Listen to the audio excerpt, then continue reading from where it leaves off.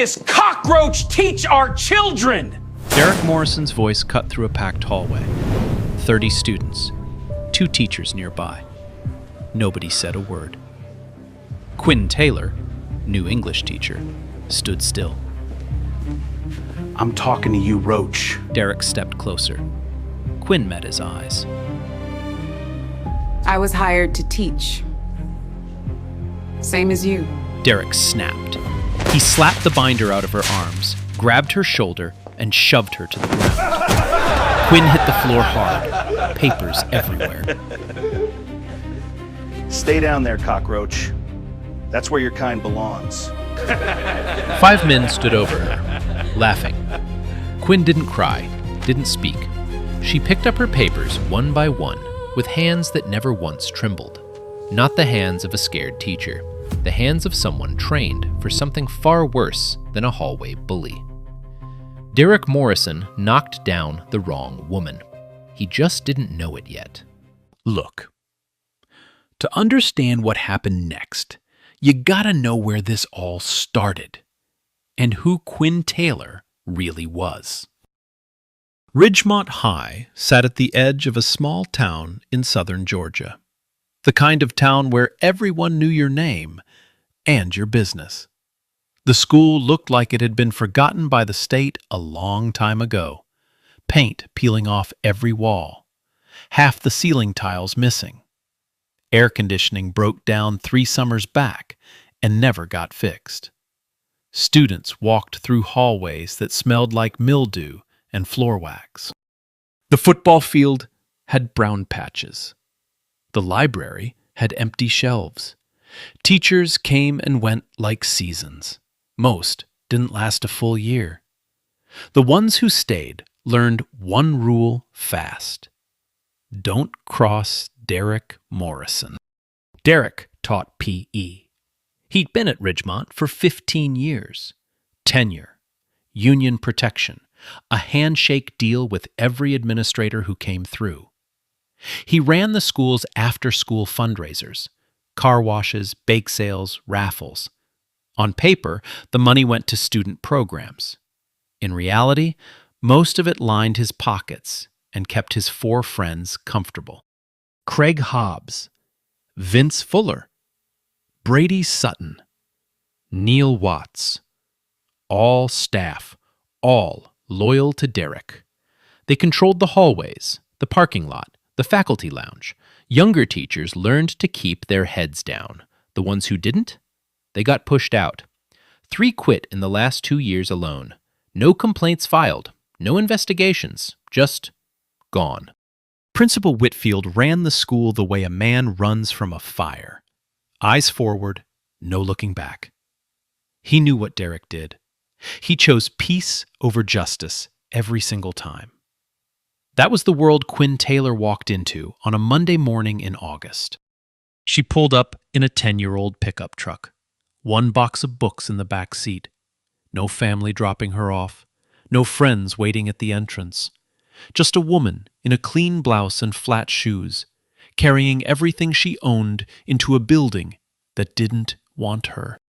Quinn grew up in rural Mississippi, raised by her grandmother after her mother left and her father never showed up. They lived in a house with a leaking roof and 1 working heater. Her grandmother cleaned houses 6 days a week. On Sundays, she made Quinn read out loud from whatever book they had. At 18, Quinn had 2 choices: minimum wage or the Marines. She chose the Marines, not because she wanted to fight, because she wanted structure, discipline, a reason to wake up at 4 in the morning and believe the day meant something. She spent 8 years at Parris Island, rose to senior drill instructor, trained hundreds of recruits.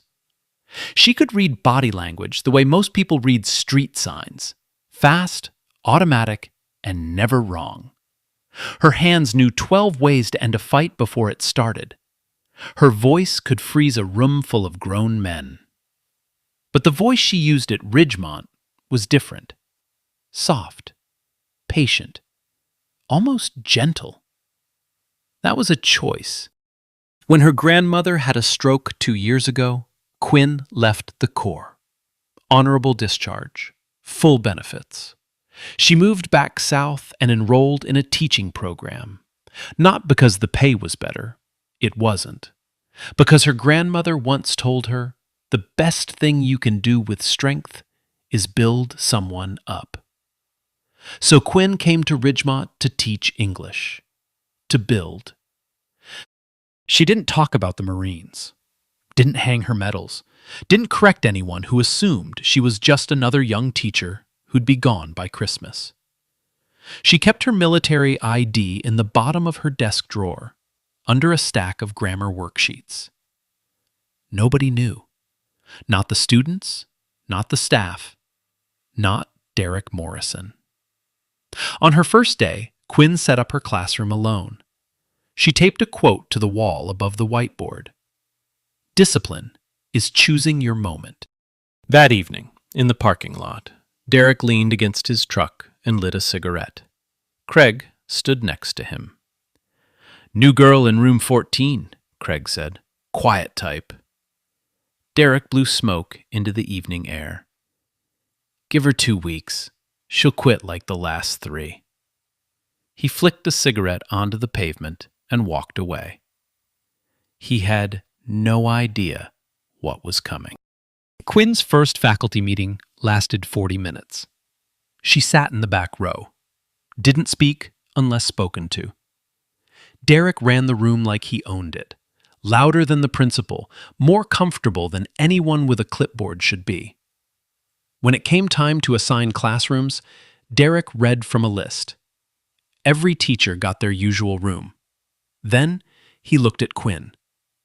"Room 108, end of the east wing." A few teachers exchanged glances. Room 108 hadn't been used in 2 years. Black mold along the ceiling. No projector. One window that didn't open. The vent pushed out warm air in summer and nothing in winter. Quinn nodded. "That works. Thank you." Derek smiled. The kind of smile that says, "I just won, and you don't even know it." But Quinn made it work. She scrubbed the walls herself after hours, brought in her own lamp, taped poems and vocabulary words across every surface until the room felt alive. Within 2 weeks, students started showing up early, not because they had to, because they wanted to.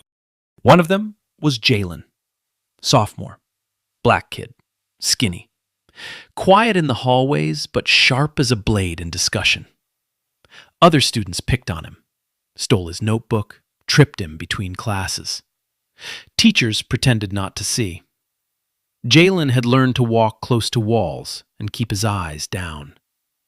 But in Quinn's class, he sat in the front row, talked, asked questions, even laughed. Derek noticed. Not the teaching, not the growth. He noticed that students liked her more than they liked him, and that was enough. Within a week, Quinn's supply budget was gone, redirected to the PE department. Then a rumor started floating through the faculty lounge. Quinn Taylor had faked her college transcripts. No proof, just whispers, all starting from the same direction. Quinn went to Principal Whitfield. She brought documentation, transcripts, certification letters. She laid them on his desk calmly. Whitfield barely looked up. "Derek's been here 15 years, Miss Taylor. I'd suggest finding a way to get along." Quinn walked out without another word. The next morning, she unlocked her classroom door and stopped. Every desk was flipped, books thrown across the floor, and on the whiteboard, in red spray paint, 2 words: "Go home." Quinn stood in the doorway for a long time. Then she set down her bag, picked up the first desk, and got to work. She didn't call anyone, didn't report it, but that night she stopped at a hardware store and bought a dash cam. She mounted it on her truck's dashboard before sunrise. Quinn Taylor was done, hoping things would get better. She was starting to prepare for how bad they were going to get. Derek Morrison sat alone in his office after school. Door shut, blinds closed. He wasn't grading anything. Derek hadn't written a real lesson plan in 6 years. His coaching records were half fiction, win-loss numbers inflated, student participation forms signed by kids who never showed up. The fundraiser accounts had gaps wide enough to drive a truck through. None of that mattered. Not as long as everyone at Ridgemont stayed in line. Then, Quinn Taylor showed up. She didn't challenge him directly. That was the problem. She didn't need to. Every time her students improved, every time a parent said something positive about room 108, it reflected back on Derek like a mirror he didn't want to look into. If someone like her, new, no connections, no tenure, could do this much with nothing, what did that say about him? Derek leaned back in his chair and cracked his knuckles. He picked up his phone and texted Craig. Time to turn up the heat. The next day, it started. Brady Sutton shouldered Quinn in the hallway between third and fourth period. Hit her hard enough to knock her sideways into the lockers. He kept walking. Didn't look back. Didn't say sorry. Quinn straightened her blouse. Kept moving. 2 days later, Neil Watts followed her to the parking lot after school. He stood near her truck, filming her on his phone. Smiling. Didn't say a word, just filmed. When Quinn asked him to stop, he laughed and walked away. That night, Quinn found 2 of her tires slashed. No cameras in the staff lot, no witnesses, or at least none willing to talk. She called a tow truck, waited 2 hours in the dark, and wrote every detail in a leather-bound journal she kept in her glove box. Date, time, description, names. She had started the journal her first week. Now it was filling up fast. 11 entries in 19 days. She also saved every email, every supply request that got denied, every schedule change that only affected her. Quinn filed them in a folder on her laptop labeled Teaching Resources. It wasn't teaching resources. The next Monday, Derek made his move. Quinn was in the gym storage room after school, returning a set of cones she'd borrowed for a classroom activity. The room was small. Concrete walls, metal shelves, one door. Derek walked in behind her and let the door close. "You're still here," he said. Not a question. Quinn turned around. "I'm returning equipment." Derek stepped closer, close enough that she could smell coffee and cigarettes.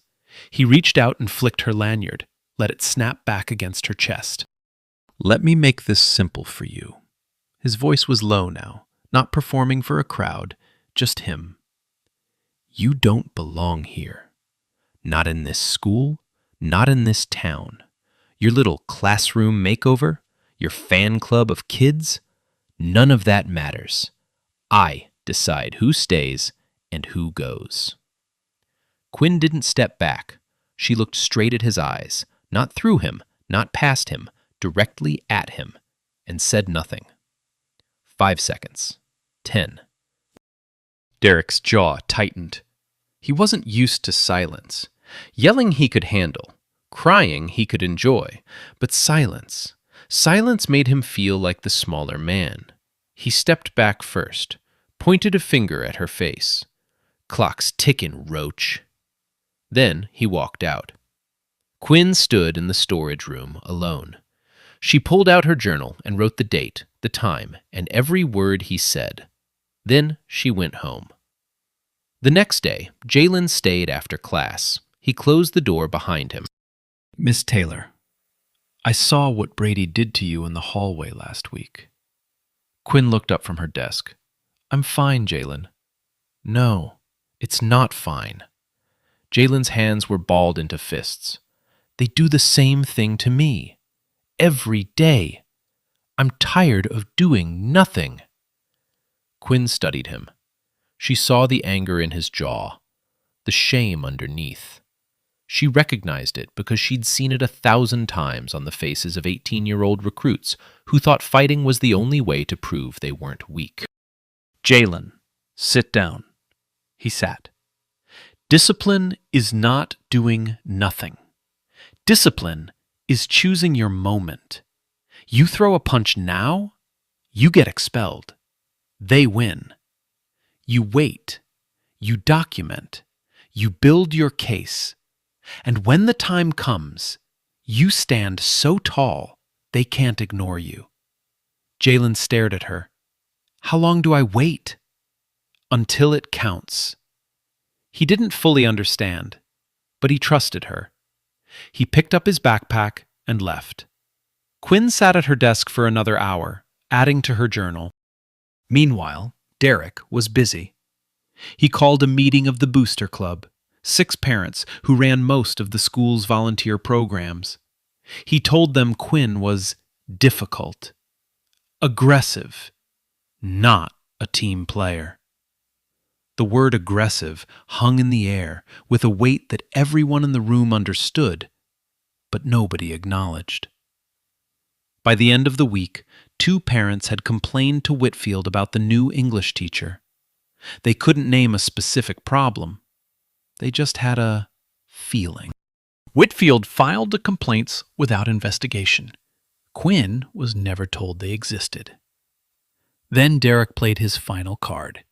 He stood up at the next faculty meeting with a wide grin on his face. "I've been thinking," he said. "Morale's been low. Let's do something fun. Staff Fitness Challenge. Obstacle course on the football field. 2 weeks from Saturday.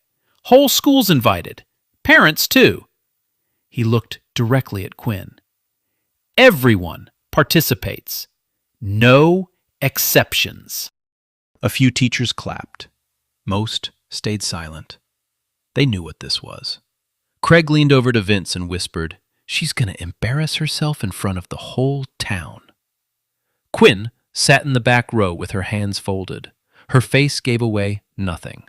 But under the table, she pressed her thumb against the scar on her left knuckle, the one she got during combat training at Paris Island, and made a decision. She would show up. She would participate. And she would let Derek Morrison build his own stage. What he put on that stage was going to be his problem. That night, Quinn sat on the floor of her apartment with her journal open, her laptop beside her, and a phone pressed to her ear. Donna Greer picked up on the second ring. Former Marine. Same unit. Now a Veterans Affairs attorney in Atlanta.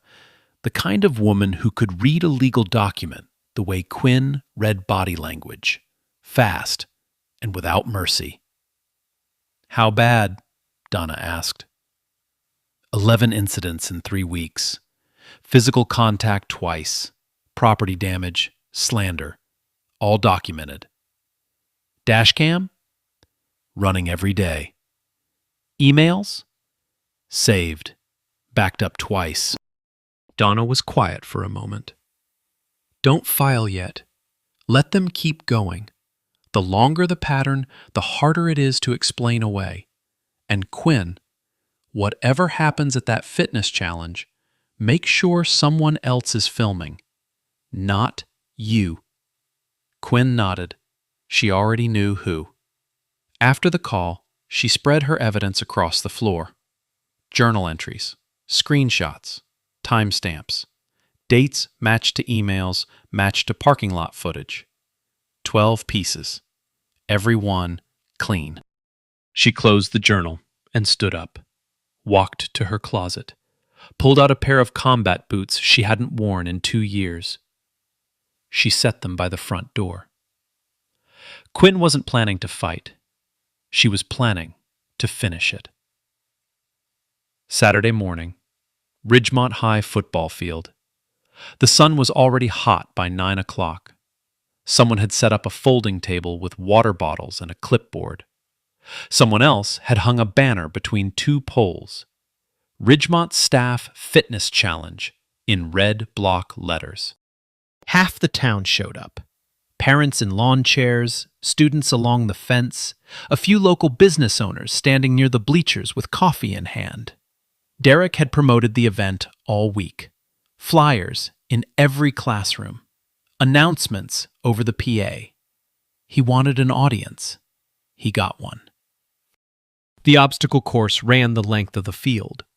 Tire run, rope climb, low crawl under cargo net, wall climb, sprint finish. Derek had designed it himself.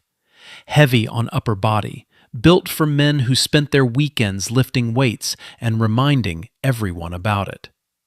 Derek stood at the start line in a sleeveless shirt, arms crossed. Craig, Vince, Brady, and Neil flanked him like a wall, all smiling, all looking at Quinn. Quinn stood at the far end of the line. Black leggings, plain gray shirt, hair pulled back tight, no expression. She looked like someone waiting for a bus. "Looking a little nervous over there," Derek called out. A few parents laughed. Quinn didn't look up. She adjusted her shoes, flat training sneakers, nothing fancy, and waited. Principal Whitfield blew the whistle. Derek took off fast, loud, arms pumping.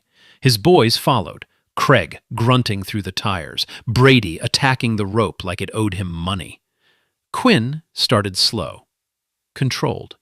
Her feet hit each tire with precision, no wasted motion, no noise. While Derek fought the course, Quinn moved through it like the course was something she had built herself. The rope climb separated them. Derek grabbed the rope and muscled his way up, strong but sloppy. His face went red, his shoes slipped twice. He reached the top and slapped the bar with a yell. Quinn reached the rope 4 seconds later. She wrapped it around her boot using a technique called a break and squat, standard marine climb. 3 poles, smooth, silent. She reached the top before Craig was halfway up. The crowd went quiet. The low crawl was next. Cargo net stretched 2 feet above the dirt. Derek dropped and powered through on his elbows, fast, aggressive, dirt flying. Quinn dropped flat and moved like water, chest to the ground, elbows and knees in perfect rhythm. She cleared the net a full body length ahead of him. Now, people were standing. The wall climb. 8 feet of plywood. No footholds. Derek jumped, grabbed the top edge, and hauled himself over with a grunt. Quinn hit the wall at a jog. 1 step on the base, hands on the edge. She vaulted over in a single motion, the way you learn when the drill instructor is screaming and the clock is at 0. She crossed the finish line first, by 11 seconds. The crowd didn't clap right away. They just stared. Then one student near the fence started clapping, then another, then the whole sideline. Derek stood at the finish line, chest heaving, face red, sweat dripping off his chin. He stared at Quinn like she had stolen something from him. Quinn stood still, breathing normal, hands at her sides. "Lucky run," Derek said, loud enough for everyone to hear. Quinn said nothing. That was the wrong move. Because silence was the thing Derek couldn't handle. Silence made the crowd look at him. Silence made him small. He walked toward her, fast, got in her face, close enough for her to feel his breath. "I said, lucky run." Quinn looked at him, calm. "I heard you." Derek shoved her, both hands on her shoulders, hard. She stumbled back 2 steps, but didn't fall. The crowd gasped. "Derek, stop!" someone called from the bleachers. He didn't stop. He grabbed Quinn's arm and pulled her forward. "You think you're better than me?" Brady moved in from the left, Vince from the right. Craig stepped up behind her. Neil circled wide, cutting off her exit. 5 men, 1 woman, 100 witnesses. Quinn's breathing changed. Not faster, deeper. Her weight shifted to the balls of her feet. Her hands came up, not as fists, but open, palms facing out, a stance nobody in the crowd recognized. But any Marine would. Derek swung first, a wide right hook aimed at her jaw. Quinn stepped inside the arc, her left hand redirected his wrist, her right hand locked under his elbow. One twist. Derek's body followed his arm, his feet left the ground. He hit the dirt flat on his back. The sound, a heavy, wet thud, echoed across the field. Brady charged from the left. Quinn pivoted. She caught his lead arm, stepped across his body, and used his momentum to sweep his legs. He went down face first into the grass. Vince came next, swinging wild. Quinn ducked low, stepped behind his knee, and applied a standing joint lock to his wrist. He dropped to one knee. She held the lock for 2 seconds, just enough for him to feel it, then released. Craig hesitated. That was his mistake. Quinn closed the gap in one step. She hooked his ankle with her foot and pressed his chest with an open palm. Simple. Clean. He fell backward, like a tree. Neil didn't swing. He raised both hands and backed away. "Stay down!" Quinn's voice carried across the silent field. Not yelling, not shaking. The voice of a woman who had said those 2 words 1,000 times to recruits twice her size. Derek lay on his back, blinking at the sky. His shoulder was on fire. He rolled over and looked up at Quinn. She stood in the center of the field, 5 men on the ground or retreating. Breathing even, hands still open, not a scratch. She hadn't thrown a single punch. The crowd erupted. Students screamed. Parents stood on their chairs. Jalen pressed stop on his phone camera. His hands were shaking. He had captured every second, from Derek's first shove to Quinn's last word. By lunch, the video was on every social media platform in the county. By dinner, it had crossed state lines. By midnight, hashtag Quinn Taylor was trending. Then hashtag StandUpRidgemont. Then hashtag Teacher Takedown. Comment sections exploded. Who is this woman? She didn't throw one punch. That's not fighting. That's training. Queen. People shared it, reacted to it, slowed it down frame by frame. The wrist lock on Derek, the sweep on Brady, the calm in her eyes while 5 men surrounded her. 3 million views in 72 hours. Quinn didn't watch the video. She went home, took a shower, and wrote in her journal. But while she was writing, Derek Morrison was dialing his lawyer. And by Monday morning, an assault complaint had been filed against Quinn Taylor at the county courthouse. The woman, who hadn't thrown a single punch, was now facing criminal charges. Monday morning, Quinn pulled into the Ridgemont parking lot at 7:15. 2 police cruisers were already there. An officer met her at the front door with a folded document. "Quinn Taylor?" "Yes." "You've been served. Assault complaint filed by Derek Morrison, Craig Hobbs, Vince Fuller, Brady Sutton, and Neil Watts. You're also suspended from teaching duties pending a full investigation by the school board." Quinn took the document, read it standing in the doorway while students walked past her. Some stared, some whispered. One sophomore touched her arm and said, "We saw what really happened, Ms. Taylor." Quinn nodded. "Go to class." She drove home with the document on her passenger seat. She didn't cry. She didn't call anyone. She sat in her apartment for 10 minutes, reading every word. Then She called Donna Greer. "They filed," Quinn said.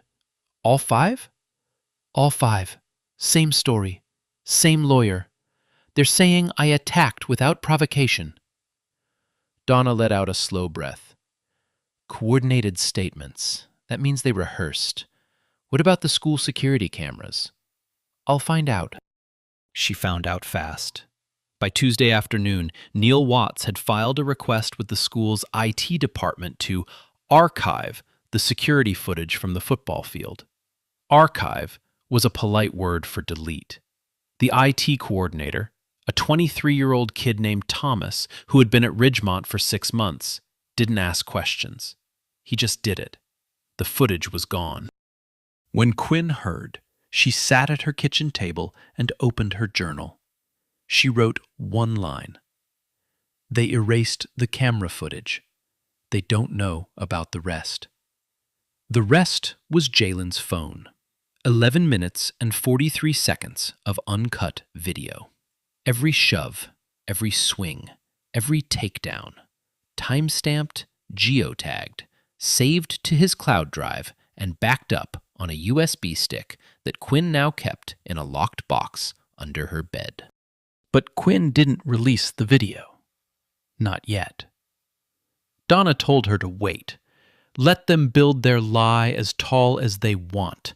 The taller it gets, the harder it falls. By Wednesday, Derek's version had reached the local news. Channel 4 ran the story at 6 o'clock. The anchor read from a statement provided by Derek's attorney. 5 Ridgemont High staff members were violently attacked during a school-sponsored event by a fellow employee. The victims are seeking full criminal prosecution and civil damages. They showed Derek's photo, smiling, coaching jersey, arms around students. They showed Quinn's employee badge photo, unsmiling, flat-lighting, the kind of picture that makes anyone look like a suspect. No context, no student interviews, no mention that Derek threw the first shove. Derek watched the broadcast from his living room. Craig sat next to him, beers on the table. Derek leaned back and grinned. "She's done," he said. "Nobody comes back from this." Craig nodded. "What about the kid's video? The one who was filming?" Derek waved his hand. "A student's phone video? Against 5 adult witnesses and a police report? Nobody's going to care." He was wrong, but he didn't know that yet. By Thursday, Quinn's name was everywhere, and not in a good way. Local Facebook groups split down the middle. Half the comments said she was a hero. The other half called her dangerous. She attacked 5 men. What kind of teacher does that? Doesn't matter what they said to her. Violence is never the answer. She should be in jail, not a classroom. Quinn read none of it. Donna told her to stay off the internet. Anything you post, anything you like, anything you comment, it becomes evidence. Go dark. Quinn went dark. She unplugged her router, turned off her phone after 8 p.m. She ran 5 miles every morning at dawn, came home, and reviewed her evidence folder. 12 incidents before the fitness challenge. Dashcam footage of Craig near her truck the night her tires were slashed. A saved voicemail from Whitfield's office admitting he'd received her complaint. 11 journal entries with dates that matched email trails. And Jalen's video. Donna drove down from Atlanta on Friday. They sat at Quinn's kitchen table until midnight, organizing everything into a single file. Chronological, cross-referenced, and clean enough to present in any courtroom. "When do we use this?" Quinn asked. "At the hearing, in front of everyone, on the record." Donna closed the folder. "They want a public execution. We'll give them a public trial." The school board hearing was set for the following Thursday. Both sides would present evidence, open session, community invited. Derek spent the week rehearsing his testimony with his lawyer. The story was simple. Quinn had snapped during the fitness challenge and attacked 5 unarmed men. No provocation, no warning, just violence. He also made calls. 3 school board members had known Derek for over a decade. He coached their kids, ran their fundraisers, shook their hands at church every Sunday. He reminded each of them, casually, carefully, how much he'd done for Ridgemont. "You know me," he told board member Patricia Caldwell over the phone. 15 years. You really going to take the word of a woman who's been here 3 weeks? Patricia didn't answer right away. Then she said, "Just tell the truth, Derek. That's all any of us have to do." Derek hung up and poured himself another drink. He wasn't worried about the truth. He was worried about control. And for 15 years, control had never been a problem. Meanwhile, something was happening that Derek didn't see. Donna had filed a counter-complaint on Quinn's behalf. Harassment, workplace intimidation, and destruction of evidence. Attached to the complaint were 4 things: Quinn's incident journal, the dashcam footage, a formal request to investigate the deleted security tapes, and a subpoena for Ridgemont's fundraiser financial records from the past 3 years. The subpoena landed on Principal Whitfield's desk on Monday morning. He read it twice. Then he closed his office door and didn't come out for an hour. 3 former Ridgemont teachers, the ones who quit before Quinn arrived, had also been contacted by Donna. Each one agreed to submit a written statement describing their experience with Derek Morrison. Same pattern, same tactics: intimidation, isolation, forced resignation. None of them had spoken up before. They were afraid. But Quinn's video, the one the whole country had seen, changed something. It made them feel less alone. On Wednesday night, the night before the hearing, Quinn sat on her apartment floor. Evidence folder on the table, boots by the door, journal in her lap. She turned to the first page, the entry from her first week at Ridgemont. She read it out loud to herself, quietly, the way her grandmother used to read scripture on Sunday mornings. Then she closed the journal, turned off the light, and went to bed. Tomorrow, she wouldn't need her hands. She would need her voice.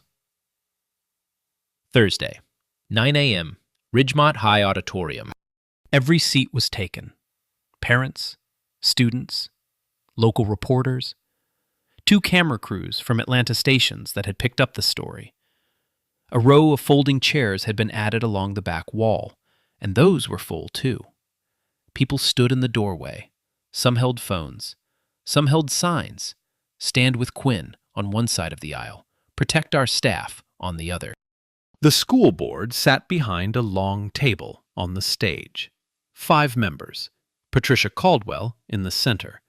Microphones, water pitchers. A stack of folders thick enough to prop open a door. Derek Morrison sat on the left side of the auditorium with his lawyer, a man named Glenn Archer. Gray suit, silver watch. The kind of attorney who billed by the half hour and never smiled.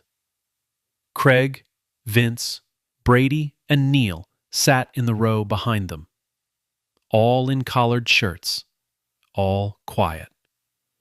Derek had told them to look calm, professional, like victims. Quinn sat on the right side, Donna Greer beside her, one folder on the table. Quinn wore a navy blouse and flat shoes, no jewelry, no expression. She looked the way she always looked. Still. Patricia Caldwell opened the session. This is a public hearing regarding the incidents of April 14th at the Ridgemont Staff Fitness event. Both parties will present statements and evidence. We'll begin with the complainant. Glenn Archer stood. He buttoned his jacket and walked to the microphone like a man who had done this 100 times. On April 14th, during a voluntary school fitness event, my clients, 5 longtime Ridgemont employees, were physically assaulted by Ms. Quinn Taylor. Without warning, without provocation. Mr. Morrison suffered a dislocated shoulder. Mr. Hobbs sustained facial abrasions. Mr. Fuller has been unable to extend his right wrist fully since the incident. He paused. Let the words settle. My clients are not here to attack Ms. Taylor's character. They are here to ask one simple question. Is this the kind of behavior we accept from someone trusted with our children? He returned to his seat. Derek nodded slowly, rehearsed. Patricia turned to the right side of the room. Ms. Taylor, your response. Donna stood. She didn't walk to the microphone. She spoke from the table, clear, unhurried. We'd like to present our evidence in order, chronological, starting 61 days before the fitness event. Patricia nodded.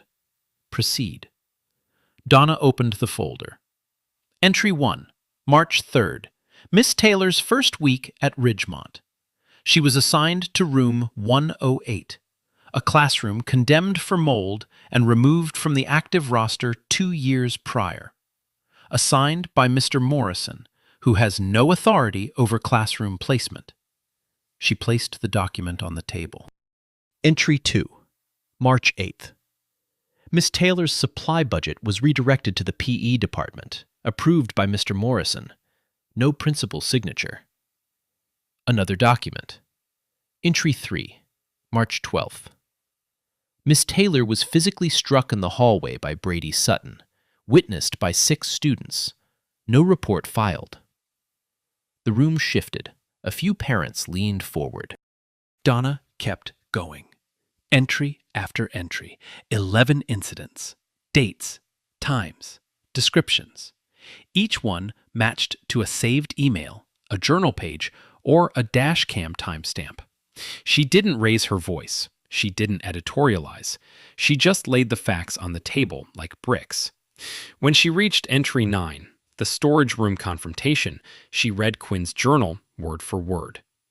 Derek's voice, captured in Quinn's handwriting. You don't belong here. Not in this school. Not in this town. Derek's lawyer leaned over and whispered something. Derek shook his head. Then Donna said, We'd now like to address the footage from April 14th. Glenn Archer stood immediately. The school's security footage from that date has been archived and is currently unavailable. Donna didn't blink. We're not referring to the school's footage. She pulled a USB drive from the folder. This is an 11-minute, 43-second recording captured by a student's phone. Unedited, time-stamped, geotagged. She handed the drive to the board's IT assistant. 30 seconds later, the video played on the auditorium's projection screen. The crowd watched in silence. Derek shoving Quinn. Quinn stumbling. 5 men closing in. Then Quinn, calm, precise, surgical, neutralizing each one without a single closed fist. When it ended, nobody spoke. A woman in the 3rd row was crying. Patricia Caldwell removed her glasses and set them on the table. Mr. Morrison, the video clearly shows you initiating physical contact. Do you have a response? Derek's lawyer whispered again. Derek pushed him away and leaned into his microphone. That video is edited. She set me up. That whole event, she wanted this to happen. His voice cracked. The room heard it. Donna stood again. One more item, if the board will allow. Patricia nodded. We subpoenaed Ridgemont's fundraiser financial records from the past 3 years. Mr. Morrison managed these accounts personally. Donna placed a spreadsheet on the table. Over 36 months, approximately $19,000 in fundraiser revenue cannot be accounted for. Receipts are missing. Deposits don't match reported totals. Student program funds were dispersed to accounts controlled by Mr. Morrison and his associates. The auditorium erupted. Voices, gasps. A parent in the fourth row stood up and pointed at Derek. That was our money. Our kids' money. Patricia banged the table. Order! But Donna wasn't done. We also received written testimony from 3 former Ridgemont teachers, Ms. Ann Blackwood, Mr. Gerald Sims, and Ms. Tricia Nolan, each of whom resigned within the past 2 years. Each statement describes a pattern of intimidation, isolation, and harassment carried out by Mr. Morrison and his group. The same pattern Ms. Taylor documented. She placed 3 sealed envelopes on the table. Then she said the words that broke the room open. Finally, the board should be aware that an anonymous complaint was filed against Derek Morrison 3 years ago. It described harassment of a female teacher. That complaint was received by the former principal and never investigated. It was buried. Patricia Caldwell's face went pale. She turned to the board member on her left, then to the one on her right. None of them spoke. Derek stood up. His chair scraped the floor. His lawyer grabbed his arm. Derek pulled away. This is garbage. All of it. I gave 15 years to this school. Sit down, Mr. Morrison. Patricia's voice was ice. Derek sat. The room was silent. Every phone pointed at the stage, every eye on the board. Patricia looked at Quinn. Miss Taylor, do you have anything to say? Quinn stood. She didn't move to the microphone. She spoke from where she was, quiet, steady, the same voice she used in room 108. I didn't come to Ridgemont to fight anyone. I came here to teach. I came here because my grandmother told me the best thing you can do with strength is build someone up. She paused. But I will never apologize for defending myself, and I will never apologize for standing up for my students. She sat down. The auditorium didn't cheer. It was something deeper than that. A long, heavy exhale. The sound of a room full of people who had watched something shift that could not shift back. Patricia Caldwell spoke into the microphone. The board will deliberate. We'll reconvene in 1 hour with our decision. Quinn sat with her hands folded, perfectly still. Donna put a hand on her shoulder. Outside the auditorium, Jalen sat on the hallway floor with his back against the wall. He had watched the whole thing through the cracked door. His phone was in his pocket. His hands were shaking. But for the first time in a long time, he wasn't afraid. He was proud. 1 hour and 14 minutes. That's how long the board deliberated. When the doors opened, people rushed back to their seats. The auditorium filled in under 2 minutes. The noise was louder now. Conversations layered on top of each other, chairs scraping, phones buzzing. Someone near the back said, "Here we go." Then Patricia Caldwell walked onto the stage, and the room went dead silent. She didn't sit down.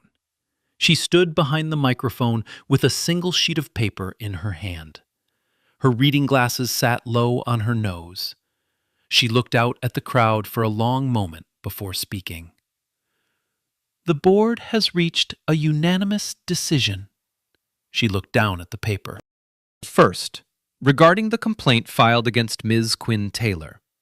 After reviewing video evidence, written documentation, and testimony from multiple sources, the board finds no grounds for disciplinary action. Ms. Taylor acted in clear self-defense after being physically assaulted by Mr. Morrison in the presence of witnesses. The complaint is dismissed in full. A ripple moved through the room. Not cheering, not yet. Just breath. Ms. Taylor is reinstated, effective immediately. She will receive full back pay for the duration of her suspension. Quinn's hands didn't move. Her face didn't change. Donna squeezed her arm under the table. Patricia continued. Second, regarding Mr. Derek Morrison, the board has found sufficient evidence of sustained workplace harassment, intimidation of colleagues, destruction of security footage, and financial mismanagement of school fundraiser accounts. Mr. Morrison's employment at Ridgemont High is terminated, effective today. His case will be referred to the District Attorney's Office for further investigation into potential fraud charges. Derek's face went white. Not red, white. His lawyer put a hand on his shoulder. Derek didn't move. He stared at the table in front of him like it had just told him something he couldn't understand. Third, regarding Mr. Craig Hobbs, Mr. Vince Fuller, Mr. Brady Sutton, and Mr. Neil Watts. Each individual is placed on immediate administrative leave pending a full investigation into their involvement in workplace harassment and the coordinated filing of a false police report. Mr. Watts will face an additional inquiry regarding the deletion of school security footage. Neil's head dropped. Brady rubbed his face with both hands. Craig stared at the ceiling. Vince looked at Derek, but Derek wasn't looking at anyone. Patricia set the paper down. This board failed Ms. Taylor. We failed the teachers who came before her. A complaint was filed 3 years ago, and it was buried. That ends today. We will be conducting a full review of all staff conduct reports from the past 5 years, and we will be implementing a new independent reporting system so that no complaint from any teacher, any student, any parent goes unanswered again. She paused. Ms. Taylor, on behalf of this board, I owe you an apology. You deserved better from this institution. I'm sorry. Quinn stood. She nodded once. That was all. The room erupted. Students were the first to stand, then parents, then teachers, the quiet ones, the ones who had kept their heads down for years, the ones who had watched Derek run the school and said nothing. They stood now. Jalen was on his feet in the hallway. He pushed through the auditorium door and walked straight to Quinn. He didn't say anything. He just stood next to her. That was enough. Outside the building, the crowd spilled onto the front lawn. Someone had made signs overnight. Justice for Quinn. Ridgemont stands up. Parents hugged teachers. Students filmed everything. A local reporter asked Quinn for a comment. She shook her head politely and walked to her truck. By evening, the board's decision was national news.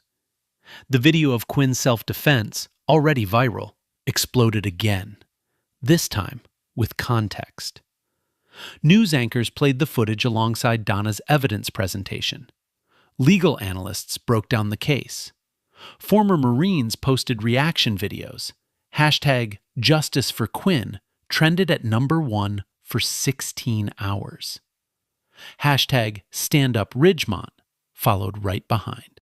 The next Monday, Quinn walked back into Ridgemont High. Through the same hallway where Derek had knocked her down, past the same lockers, past the same spot where her papers had scattered across the floor on her first week. Room 108 was unlocked. The desks were upright. The whiteboard was clean. Someone had left flowers on her desk. No card, just wildflowers in a mason jar. Quinn set down her bag, picked up a marker, and wrote 4 words on the board. Lesson 1. Know your worth. The door opened behind her. Jalen walked in and sat in the front row. He didn't say good morning. He just opened his notebook and looked up at her. Quinn capped the marker and smiled. the first real smile anyone at Ridgemont had ever seen from her. 2 weeks later, Quinn submitted a proposal to the school board, a free after-school program combining self-defense training with anti-bullying education. Open to all students, taught by Quinn and 2 fellow Marine veterans she had served with at Parris Island. The board approved it unanimously. Within 3 months, 4 other schools in Georgia adopted the same model. By the end of the year, the program had a name, Stand Up Ridgemont, and a waiting list 200 students long. Quinn never talked about the fitness challenge. She never watched her own video. When reporters asked how it felt to take down 5 men, she gave the same answer every time. I didn't take anyone down. I stood up. 1 year later, Quinn Taylor stood backstage at the Georgia State Education Awards ceremony in Atlanta. Navy dress, silver bracelet her grandmother gave her the day she enlisted, hands clasped, still steady. Georgia Teacher of the Year. Quinn hadn't applied, didn't know she'd been nominated until Principal Whitfield handed her the letter. He couldn't look her in the eye when he said, "Congratulations." The host read the introduction. Polite applause. Then a different voice came through the speakers. "I'd like to introduce this year's recipient, if that's okay." Jalen, dark suit, slightly too big in the shoulders, senior year, 18 years old, the same kid who once walked close to walls. He adjusted the microphone. A year ago, I was invisible. I kept my head down. I figured if nobody saw me, nobody could hurt me. He paused. Then I met Ms. Taylor. The room went silent. She didn't tell me to fight back. She told me to wait. She said discipline is choosing your moment. I didn't understand that at first. He looked toward the side of the stage. It means knowing who you are and not letting anyone take that from you. He turned back to the crowd. Miss Taylor got knocked to the floor her first week, got her classroom vandalized, got suspended for defending herself. And she came back. She came back and she taught. She came back and she built something. His voice cracked. The Stand Up Ridgemont program has reached 9 schools, 400 students. I'm one of them. I'm not invisible anymore. He smiled. And I'm not walking close to walls. He stepped back. Ladies and gentlemen, Ms. Quinn Taylor. The room stood before she reached the podium. She set her hands on the wood, looked out, and said 5 words. My grandmother was right. The applause lasted 2 full minutes.